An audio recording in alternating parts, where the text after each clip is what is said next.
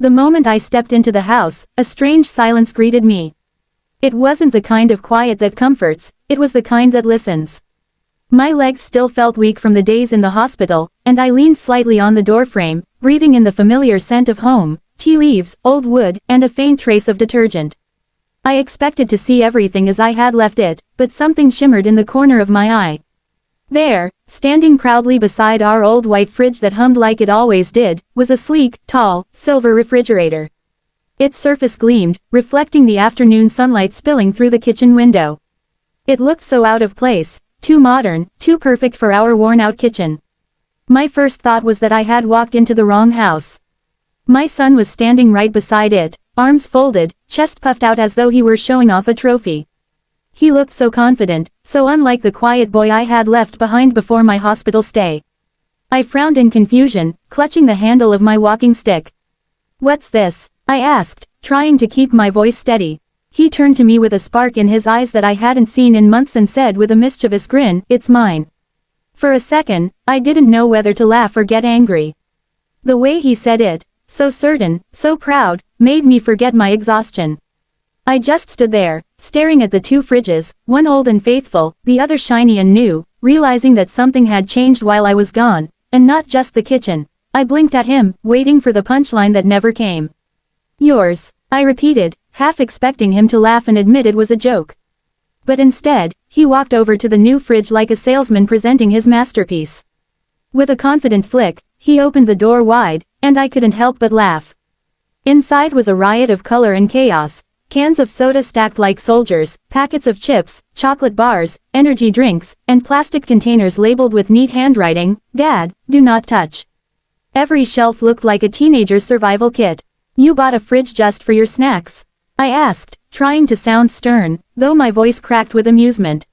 He grinned, completely unfazed. "You keep putting your weird hospital soups next to my ice cream." I needed my own space. I shook my head slowly, leaning on the counter for balance. "So this is your big rebellion, huh? Buying a fridge, not rebellion," he said, adjusting the cans so they faced forward. "Independence." He said the word carefully, as if testing how it tasted on his tongue. For a moment, I just watched him, his serious expression, the proud tilt of his chin. Somewhere between my hospital stay and today, my boy had grown into someone who made decisions, who took control. There was humor in it, yes, but also something deeper, a small sign that he was finding his own place in the world.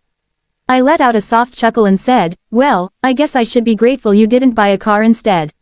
He smirked, closing the fridge door with a dramatic click. "Give me a few months, Dad. One step at a time."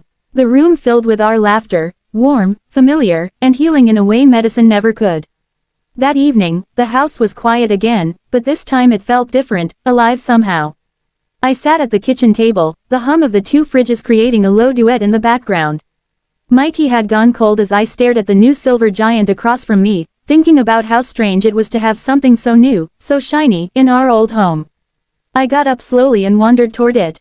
The handle was cool to the touch, and when I opened the freezer, a wave of cold air brushed my face. My eyes widened. It wasn't just energy drinks and snacks anymore. Inside were carefully stacked containers of home-cooked food, soups, rice dishes, stews, all my favorites. Each one had a little note on it in my son's messy handwriting. "For Dad, eat this when tired, extra soft for your stomach." My throat tightened. I hadn't expected this. I turned slightly to see him at the table, pretending to scroll through his phone, but I could tell he was watching me from the corner of his eye. "You cooked all this?" I asked quietly. He shrugged without looking up. "You said hospital food was gross. Figured I'd make something better." I smiled, the kind that starts small and hurts in the best way. "So the fridge isn't really yours then?" I teased. He finally looked up, meeting my eyes. "It's ours," he said after a pause. "But mostly for your stuff. I just wanted to make sure you'd eat." I closed the fridge slowly, still smiling. The room seemed warmer, the air softer. I walked over and ruffled his hair the way I used to when he was little. "You've grown up," I murmured. He made a face. "Don't get sentimental, Dad." But the faint blush on his cheeks gave him away. And as the two fridges hummed side by side, I realized something beautiful. Coming home wasn't just about recovering my health, it was about discovering how much love had quietly grown in my absence.